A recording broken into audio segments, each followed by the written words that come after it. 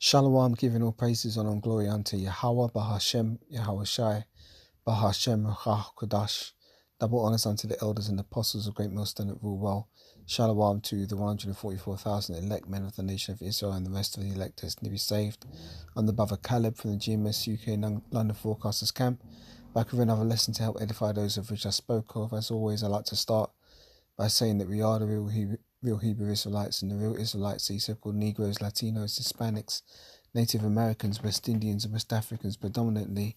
But you will find Israelites that do look like the other nations, because we as a people have been scattered among all the nations throughout our various captivities. But if your seed line by your forefathers goes back to the man in the Bible that's named Israel, then you too are an Israelite, no matter what you may look like, because Numbers 1 and 18 tells you that your nationality is determined by the lineage of your forefathers. So some news broke out recently that Israel has assassinated the Hamas leader in Iran. Now this could lead to an increase in, well, it's not could, this will lead to an increase in the already heightened tensions in the Middle East between Israel and Iran, and it will be interesting to see how this plays out, because we know ultimately pertaining to Jeremiah, is it 49 and 12? No, 49 and 20. It says that surely the least of the flock shall draw them out. So Israel is doing things to draw all these nations into a very large-scale conflict, which will ultimately result in World War III. Now, the assassination of this leader, who was a very key figure, is another one of those things that's going to heighten those tensions. So I've got this article from Sky News here. I'm going to play it, and then I'll bring out a few precepts. The political leader of Hamas, Ismail Haniyeh, has been killed in Tehran. Iran's Revolutionary Guard said he was assassinated at his residence in the Iranian capital, and the cause of his death, well, it's under investigation. Hamas had said Haniyeh was killed alongside one of his bodyguards. Well, let's go straight to our international correspondent, John Sparks. Very good morning to you, John. Just bring viewers up to date on what's been happening in the last few hours, if you may. Yes, good morning. Well, the Iranians have announced that Haniyeh has been killed. Haniyeh was in Iran for the inauguration of the new Iranian president. He was there with the leaders of the other Iran-backed groups. For example, Hezbollah, the Houthis in Yemen, they were all there for the inauguration of the Iranian president. The Iranian Revolutionary Guard have released a statement confirming the death of Haniyeh. They say they're investigating it, but they don't know how it happened. I think that we can, certainly most people will look to Israel, who have a history of high-profile assassinations like this. I think that is certainly where most analysts will cast their eyes. It's a bold move. It is a massive escalation. I think it really changes the parameters in the conflict, which we have been covering since last October, since the war broke out in Gaza. The war so far has been localized really to Gaza, to the Lebanese border as well. And now we've had the targeting of two senior leaders of Iran-backed groups in the last 24 hours. The Israelis have also gone after, last night, a senior leader in Hezbollah called Fuad Shaka, a senior commander from Hezbollah. Tell you a little bit about Haniyeh. He is really the leader of Hamas. Tough talking. He was the negotiator in the Gaza ceasefire talks that have been going on for months. I think you have to ask, now that he's died, where does that leave the ceasefire talks? Where does that leave the negotiations for the hostages? Now that the main negotiator for Hamas has been killed, he's been assassinated. He has been living in Qatar, I believe, since 2017, running Hamas, essentially fundraising for it. So, he's an absolutely key figure. He lost 3 of his adult sons in an airstrike in April in Gaza, and he was defiant then. He said he was prepared to make all the sacrifices necessary. So this is a major escalation, very unpredictable, I think, to see where the situation heads next. Okay, John, thank you very much for that update for now. We'll leave it there. We're going to cross live now to our special correspondent, Alex Crawford. She joins us from Beirut. Alex, great to see you this morning. Could you give us just some context of where this leads us now? John was talking about ceasefire talks, where that leaves the war in Gaza too. Just give us a bit of context. Well, I think it's, as John says, this is absolutely huge news. It's definitely not what people in Lebanon, the politicians and the diplomats were led to believe was going to be a limited attack by Israel. I was speaking to the Lebanese foreign minister just a couple of days ago. I was speaking to key former generals and key people who are involved in the talks or the negotiations to try and urge people to exercise maximum restraint, including the UN.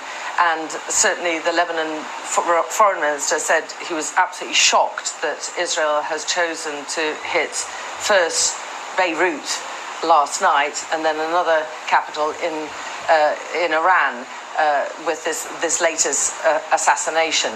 It is going to really affect the region. I think we're now in a completely different territory. The axis of resistance, of which Iran is the head of, this is how they describe it, the axis of resistance, has arms all over this area, Hezbollah being one of the strongest, but also we've got the Houthis in Yemen, we've got a militia group in Iraq and Syria, and there's likely to be quite a fierce response from them. The targeted, what Israel described as the targeted assassination inside Beirut, in the capital, last night, and then just 12 hours later or so, another attack in Tehran. These are key people, particularly Ismail Haniyeh. He travelled around the region, including to Turkey. He was visiting Turkish officials, the Turkish president, a few months ago, if not more recently, and filmed and photographed doing that. So he was also considered a very moderate leader for Hamas. He had survived previous assassination attempts, and he was very much involved in the negotiations. So where that leaves it, they may take some time to find other people who can lead that negotiation. But those his Hamas colleagues that he leaves behind in Gaza are definitely considered much more extreme, and one definitely has to fear for the future of the around about 80 Israeli hostages who are still believed to be alive in Gaza, and what the future holds for them there, or indeed any ceasefire negotiations. I mean, they will be put on very much on hold right now, because Hamas has already issued a statement saying they're absolutely furious about this. Hezbollah, there are lots of negotiations with Hezbollah here in Lebanon. We know behind backdoor overnight since last night's targeted assassination, for which, just remember, the Lebanese Ministry of Health says many civilians were also wounded. According to the Lebanese Ministry of Health, more than 70 civilians were also wounded. The area that was targeted is a very heavily built up area, but it is in what's considered a Hezbollah stronghold, but it's an extremely built up and populated area.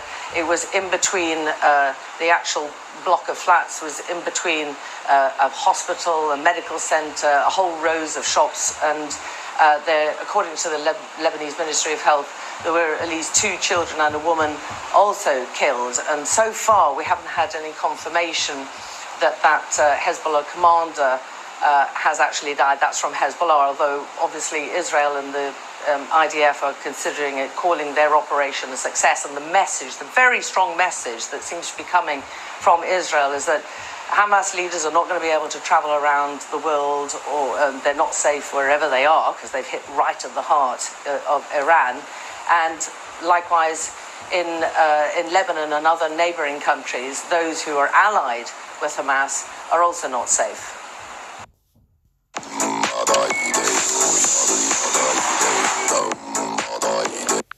So lucky for the advert there, but yeah, so that's an update on what's going on. So they've assassinated this leader, which has thrown the peace talks into disarray.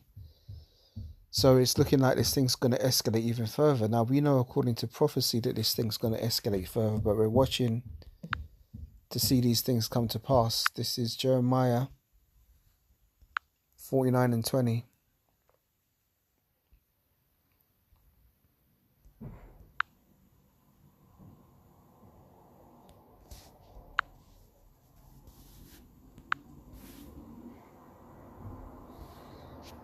Therefore, hear the counsel of Yahweh that he taketh against Edom, and against his purposes that he hath purposed against the inhabitants of Teman. Surely the least of the flock shall draw them out. Surely he shall make their habitations desolate with them. So the least of the flock is drawing all these nations into this conflict. And America's going to get drawn in as well, because America acts as a guard to Israel. And Russia's going to get involved because Russia acts as a guard to Iran. So this is it looks like it might look like a small thing, but this thing is escalating into an all-out conflict, which is going to lead into a World War III. So this is big prophecy that we're seeing taking place here, man, and it should lift our spirits to see that these words are being fulfilled. Let me get this precept for me.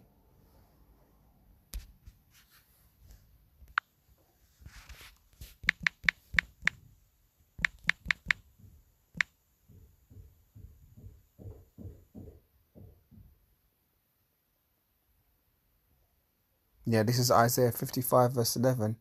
So shall my word be that go forth out of my mouth. It shall not return unto me void, but it shall accomplish the thing which I please, and it shall prosper in the thing whereto I sent it. So none of these words that are written in these prophecies of the scriptures are going to come back void. That's the power of Yahweh B'Shem Yahushai. And the Heavenly Father says something, it will come to pass. So yeah, just a quick prophecy news update. Lord willing, that was edifying. So with that, giving all praises, honor and glory unto Yahweh B'Shem Yahushai, B'Shem Kodash. Double honors unto the elders and apostles of great millstone of all well, and shalom to the 144,000 elect men of the nation of Israel, and the rest of the elect destined to be saved. I'll catch you in the next video, Lord willing. Shalom for now.